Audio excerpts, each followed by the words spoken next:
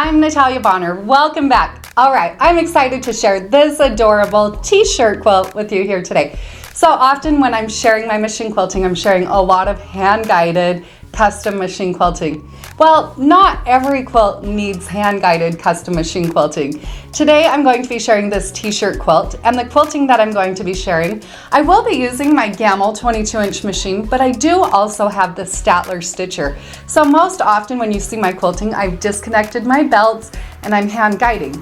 With the Statler stitcher, I simply connect my belts back up to my machine, and then the computer will do the stitching for me. So that's what we'll be sharing here today, and I will definitely be giving you a few tips and tricks on how to work with t-shirt quilts. I love how this quilt turned out. It's actually one that a friend and I pieced and then I quilted as a gift for another friend. So it holds a little special place in my heart. So let's hop over to my machine, my Gammill 22-inch, and let's get stitching.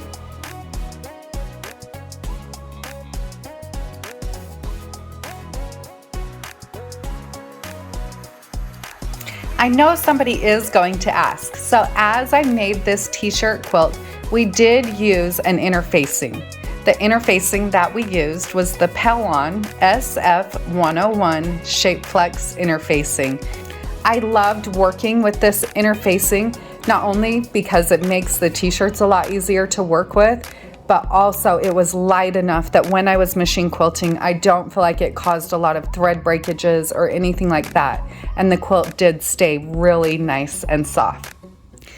To make this t-shirt quilt even more soft, because if you have a t-shirt quilt, you know they're pretty soft, but I chose to use Minky as my backing. You can see here that I have already gone through and loaded this Minky onto my quilt.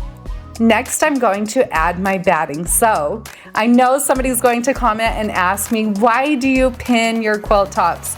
Personally, I've just had really great success and I'm pretty good at pinning, so I do pin all of my quilt tops. I'm going to choose here to use the Quilter's Dream Blend batting. I chose to use that one because it's actually a really thin batting, but it still is really soft. So I just felt like with the t-shirts, with batting, and also with the Minky as the backing, I felt like it was best to use a really thin flat batting. Plus, the friend's moving to a place that's warm, so I didn't think she needed any extra weight. Now you'll notice as I was laying my batting on there, I did use a few pins just to kind of stabilize it along the top. I will baste my batting along the quilt top, so as I'm basting my quilt top, I'll baste my batting down at the same time. Now I'll load the quilt top onto the machine, and there you can see that I do have that nice interfacing on the back side. When I load my quilt tops, I'll start out by laying the quilt top up on top of the backing and the batting, making sure it's in the exact position that I would like it. It's centered, or if it needs to be positioned in one particular place, I'll make sure it's where it needs to be. And then I again am going to pin my quilt top to my leaders. Old dog hair, I guess, with that one thing, but I do like to pin all of my quilt tops to my leaders.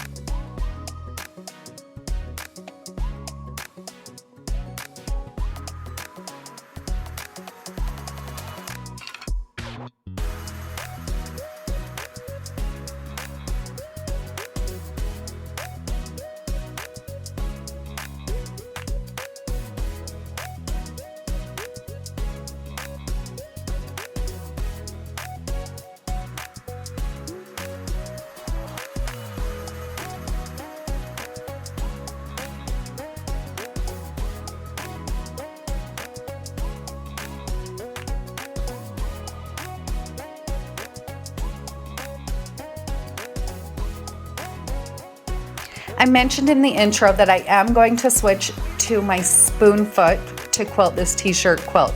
So here I'm sharing the process of removing my ruler foot from my gamma machine and then attaching my spoon foot.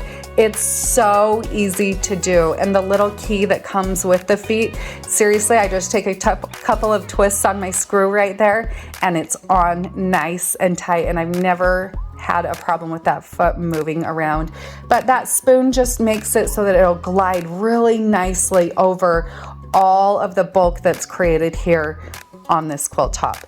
For my basting, I'm going to run a stitch line across that top edge of the quilt. And this is how I baste most of my quilts. On this one, I'll start in the upper left corner. I'm running a real long stitch length here, but I'll just stitch along that top side all the way across from left to right.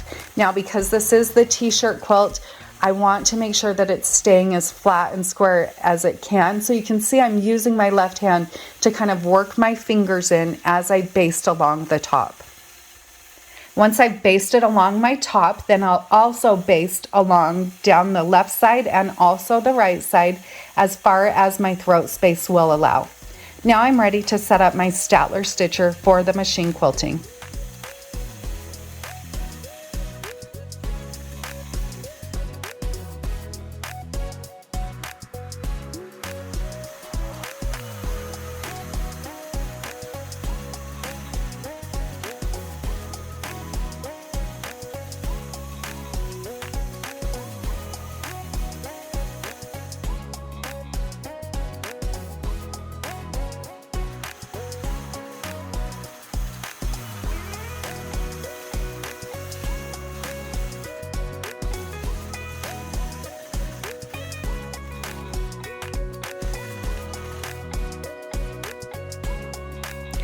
When I'm machine quilting a t-shirt quilt, I am really kind of simplistic when it comes to the actual machine quilting. On this particular t-shirt quilt, I am going to choose to use a large scale stipple design. So this machine quilting that you are seeing here is guided by my Statler stitcher. It's the Gamel's version of the quilting machine that's driven by a computer. So you can see how nicely and consistently it really glides along as it's stitching. I like to use a larger scale design like this that's more open, because t-shirts can create kind of a silly new challenge. You know, some are washed a lot more than others, some stretch a lot more than others, and even having that fusible on the backing, I still prefer just to keep the quilting nice and soft and loose. So I'll use this fun stipple design to quilt across this fun t-shirt quilt. Now, if I didn't have the Statler stitcher and I were going to quilt this same design hand-guided quilting, I would repeat the same process and use the same techniques. Starting at the left side of the quilt, working across from top to bottom, I would also work with the same free motion quilting, and I still would even switch to my spoon foot because I just know how much nicer that glides across areas like this.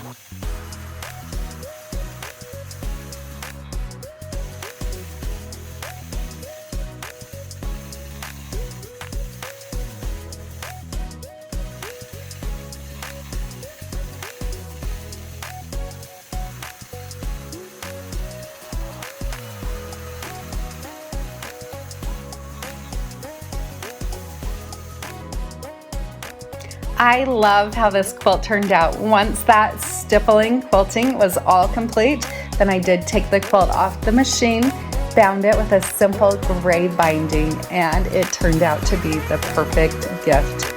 I hope this inspired you to use those t-shirts and create beautiful t-shirt quilts. Have a great day, everybody.